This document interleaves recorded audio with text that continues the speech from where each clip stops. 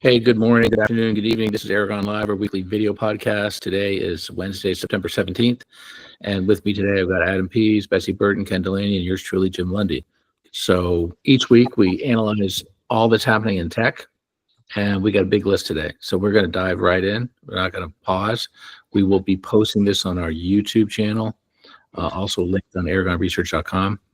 So we already blogged about this. Microsoft and OpenAI agreed to basically release the relationship structure relative to the non-profit part of OpenAI so they can become a for-profit company. This will probably increase the valuation of Microsoft. Ken, you might have had a comment on that, what their valuation of the $10 billion investment is?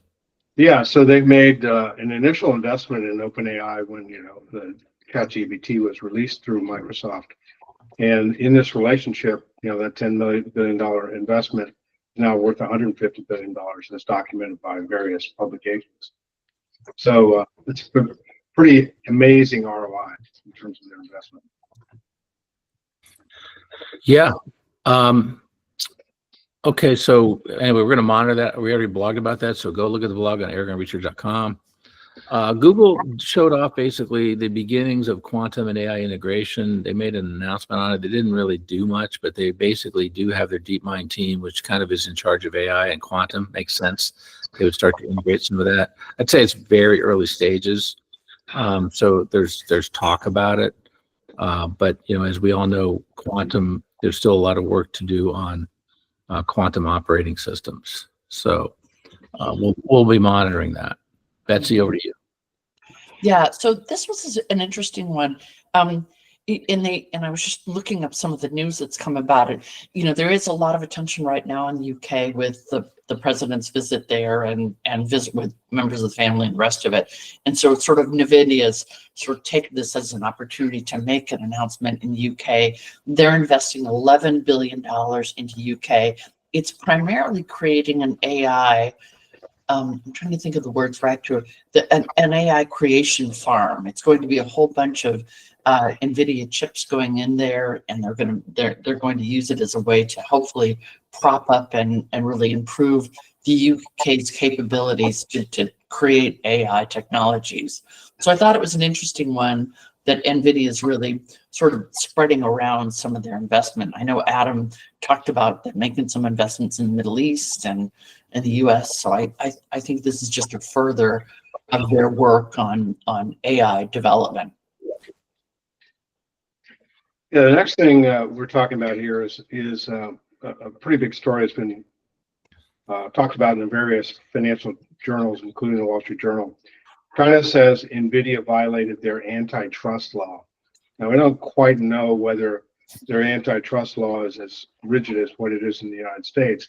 It's probably something very fluid, but it stems from the fact that Nvidia in 2020 bought an Israeli company, which has a unique technology that they say is kind of blocking out everybody else from pursuing that. But the question is what China is going to do in terms of punishing Nvidia, et cetera. But the bottom line here, though, is Nvidia has already said in their financial statements that they expect some loss of market share in China because of this. And then simultaneously, China has been developing their own chips to compete against Nvidia. Baidu has seen their stock price go up quite a bit because of the chip that they have, and it's really going to exacerbate this sort of bifurcation of the Western world and Chinese world in terms of AI development. We seem to be splitting more and more as time goes forward through the whole technology stack. So it's just something that's going to be with us for many, many years to come. Jim, over to you. Yeah, so hey, this is a pretty good big development, and Ken found it. Quantum Motion, which is a UK company, they basically have kind of developed, an integrated approach to kind of almost like a system on a chip for quantum. So they can basically, they call it a full stack, but basically the QBUs, the quantum units, can be kind of printed on a circuit board. So it's kind of like a similar manufacturing process for standard chips. They do think that they'll be able to deliver quantum computers for business use this decade. So it is a UK company. And they're installing it in one of the national centers, and so it's kind of a big deal, I think, in the manufacturing process. And I think this is probably going to be something other vendors may want to follow. But I think the process they have right now is proprietary, but doesn't mean other people might follow I mean, it's kind of like a system on a chip kind of thing. Ken, you're more of a system on a chip guy than me. So what's your take on this? Well, I think we've seen a lot of progress in the quantum computing space. We've talked in previous weeks about the error corrections have been improving. We're making a lot of improvements there. And I saw an article recently where in Aviation Week was talking about sensors now are using quantum effects to be able to do much better detection of threats, not only security threats, but in planes flying, other planes, that are potential threats to them. So, I think a lot of progress is being made in this area, which, it's sort of been secondary in the news to the AI news. But I think it's a foundational technology for this century as much as AI is. Okay, Adam. Hey, so the job market for cleaning up AI code is emerging, which is funny, but it's a real story. Apparently, there are a lot of job listings popping up, both from job seekers and hiring organizations that are hiring, that are basically looking for people to clean up their own quote unquote vibe coded code bases. And so this gets into kind of the impact of using some of these AI tools, whether it's ChatGPT or Claude or whatever, to handle coding. One of the side effects of the spread of these tools, especially among citizen developers, maybe small startups, is that you're seeing code bases that basically the organizations themselves, they don't understand. Maybe they're broken in some way. The AI added something that they weren't expecting. And so now they're going to kind of professional engineers to clean up the code base. And so, this isn't really happening in large organizations that have dedicated engineering staff already, but in smaller, agile organizations that are kind of trying to take advantage of these tools to either empower non-developers or basically boost the productivity of people who, again, maybe don't have as much familiarity with their code bases. We are seeing this. And so I think it's a kind of more a sign of the times than anything. And it is a kind of an ironic side effect of these tools that you might end up saving some time in the first place by using an AI tool to code, but it may be that this thing puts out a bunch of, code you don't understand, or garbage code that hardly works, or repetitive code, and you end up needing to go to another guy to clean it up. Yeah, I think that's really interesting. We may generate so much code that the humans may not really understand what that code's doing once it gets out of control, and that could be a big problem. I'm sorry, I'm just going to jump in. My first job out of college was cleaning up somebody else's code. I used to work for digital research, and the engineers were writing code so fast, and my job was to go in there and fix their code. So interesting this is existing, but I almost feel like this is a full cycle of something we've seen before. I wonder whether or not this is actually generating new jobs, but rather balancing out, as you were sort of suggesting, Adam, there, what AI is fixing. This one gave me a laugh, because I think I used to do. Yeah, well, I'm sure you did it well. And in the era of AI coding, I think the role of the human has to know what they want coded. So the creativity is still at the front end.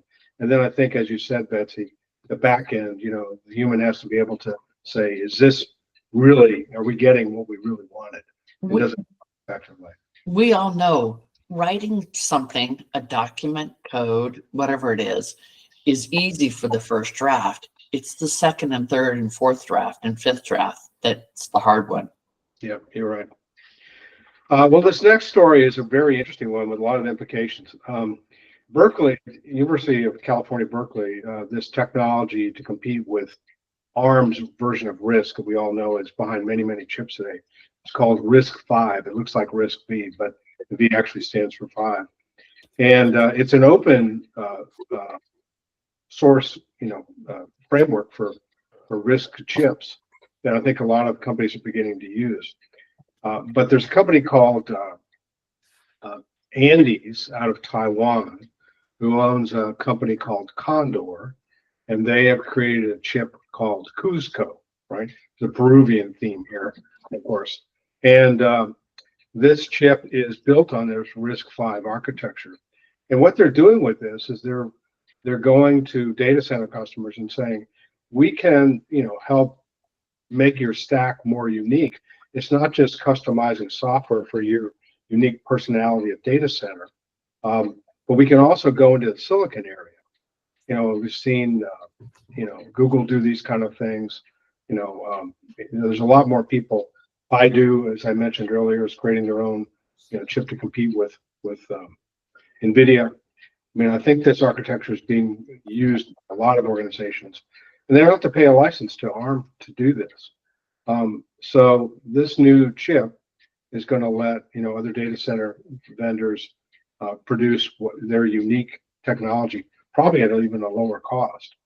So we could see, the era of sort of mass customization of data centers, and these chips, they'll run, Linux loads and Windows loads and all sorts of different loads under Kubernetes frameworks. Are pretty exciting. So I think this is a very watershed announcement. Not that they are making the watershed announcement, but the fact that this approach to data centers has really fundamentally changed, and the entire stack from silicon up through software is going to be unique to these big data center vendors. Okay, then I'll take the next one. The next one is another widely reported story where Texas is now contemplating telling the data centers within its state that they may have to adjust their power use because there's not enough power to fulfill the citizens' use. And of course, people want to be able to cook their meals and wash their laundry and whatever. So if the data centers took the power away, it'd be a big political problem within Texas. So it just illustrates the fact that the AI implementation of data centers is outstripping our power needs rather rapidly. And it's not something we can do fix quite quickly. GE Vernova, who makes gas-powered turbines, is having record years because that's what the main thing that people are going to generate power these days. Nuclear, of course, is on the horizon, but it's going to take a number of years, maybe even a decade, to bring that up to speed. China, by way of, is filling its needs with coal power plants. You can just see pictures of, huge trains coming in from different parts of the world delivering coal to China. So that's not necessarily a good thing, but they are outstripping the development of power in their environment relative to the U.S. So it's a really important story. It illustrates one of the big issues we have to deal with in AI. Jim, over to you. Okay, so there is a framework. We can talk about it, but it looks like it's Oracle, Silver Lake, and there was a third-party company that's going to take, I think, an 80% stake. This has been circulating for the last 5 years, right? So once it's inked, then we can say, yeah, it's inked. There's still the issue of ownership of algorithms and all that stuff, but we'll probably blog about this. Team, any other comments? Yeah, I just think it's interesting that Oracle's already housing a lot of the US-based code of TikTok. So it's not a surprise that they would be in the middle of this one. Silver Lake is a little bit of a surprise, but Oracle wasn't a surprise to me at all. Can you imagine the upside for Oracle if they do get this deal? Amazing. They've had a good week. So Amazon's released some new agentic tools for sales assistant. This is actually just a little bit of news in that, they actually had a sales assistant chatbot beforehand, but this is a real agent within their sales assistant tool. What I thought was particularly interesting about this announcement is that the agent will actually work on behalf of the users or the sales, the person creating the application, and suggest changes and manage their sales independent of the person. So I thought this was one of these places where we're starting to see agentic tools and agents really be proactive and do work on behalf of other people. I thought that was an interesting one. So I'm actually going to be blogging about that. Give some more detail on it. Ken. Yeah, so the next thing is, we talked about iOS 26, the new operating system, and the liquid glass interface here, and it's shipping now on the iPhones. I'm sure it'll be on iPads somewhat sooner. But I just want to call attention to a blog I just wrote about Apple. I mean, there was a lot of negativism about Apple's announcements of its new devices, which actually are doing very, very well in the market right now. Because they didn't announce their grand AI vision. But, I think we have to go back to what Apple is all about. It's about integrating things so well that it becomes very obvious for the user. And that's always been their calling card for most people who buy them. And in that blog, I really talked about the fact that, while we didn't, see the thing that everybody wanted, they're building their own chips, they're integrating AI, they're doing a lot of things under the covers. And this liquid glass is just, kind of the icing on the cake. So I think they're slow but steady. They have to do more in AI.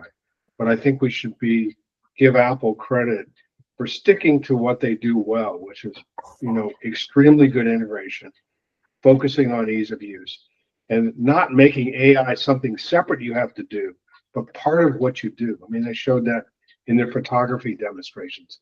It's not that you have to go out and use AI to fix your photos. It just sort of does it for you automatically, as we used to say. Betsy, back over to you. Yeah, so I thought this was some interesting ones. YouTube has added more AI and agent tools into their capabilities. And the first thing that was the most interesting is they've integrated into Google's DeepMind for video editing. And then they've also announced a couple of additional tools, something called Ask Studio, which is a AI-powered agent that helps people create videos and also acts as a partner for people who create it. They've also got something called an inspiration tab, which is supposed to help provide people with multiple ideas within a prompt. They've got done some additions on lip sync. And the last one that I thought was an interesting one is they've actually added a likeness detection tool. And the purpose of the likeness detection tool is so that people can identify if they're being asked to take down an image within a video. It can go out and identify where that image is being used. So they've added some capabilities. I just thought this was another case of somebody adding, intelligent agents into their environment. And again, doing more proactive work on behalf. So another set of tools. And I'll probably be blogging about this, do a quick little blog for it. Jim. Already beat you to it. So so the AI creator tools is VO3. So VO3 is integrated with YouTube Shorts. So that means you can make kind of creative stuff. It's really pretty amazing. I thought it looked pretty cool. Yeah. So yeah. Sorry to miss your blog. Just went up yesterday. Fresh take. Hey, so, and by the way, lots of great stuff on a lot of these stories. If they're newsworthy, we write about them. And we're doing about an average of a blog a day at Aragon now. Almost a blog every single day. So the last one is kind of the last but not the least. Google announced payments, their payments protocol for online payments called AP2. And it's going to integrate with a lot of the agent protocols, both their A2A protocol and also MCP servers. So basically, they're going to allow payments to be made through agents. And I think they're really kind of jumping on getting ahead of some of the other providers that do e-commerce that have been late, very late on this. So, and again, I think they're going to make it open. But I think this basically signifies that you can basically give a credit card to an AI agent and it can process a payment for you. That's not new, but they're having a secure protocol now for it. Yeah, that's a big deal. I mean, I think, this and a number of things we talked about today are all watershed, developments in technology. I think this is a very important set of announcements we've gone through today.